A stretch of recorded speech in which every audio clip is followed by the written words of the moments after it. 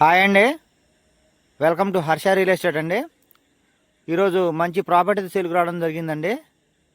మనకు tar road ఫేసింగ్లో ఉంటుందండి. బిట్ వచ్చేసి బిట్టు 4 మూలలు సమానంగా ఉంటుందండి.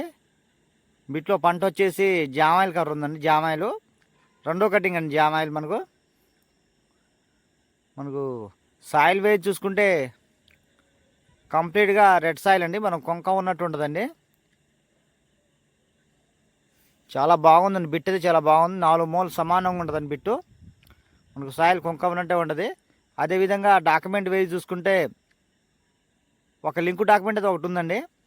ఒక డాక్యుమెంట్ అంతకుముందు ఉందండి. మనం చేయించుకుంటే రెండోది అయిద్దండి.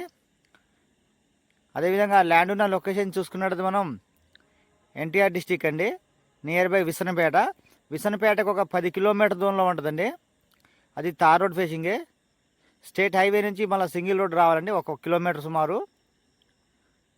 ఎనీ టైం మన కార్ వస్తుంది. మనకు ఊరికి దగ్గరగా ఉంటుంది. గెస్ట్ హౌస్ పర్పస్ బాగుంటుందండి.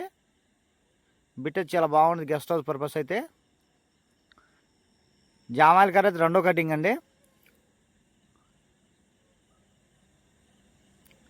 దీంట్లో ఒక బోర్ అయితే కింద పక్కన ఉందండి. కింద బాగానే ఉంది. 2 అంగాలు వాటర్ వస్తుందండి మన బోర్ నుంచి. అదేవిధంగా ఒక సర్వీస్ అయితే ఒకటి ఉందండి.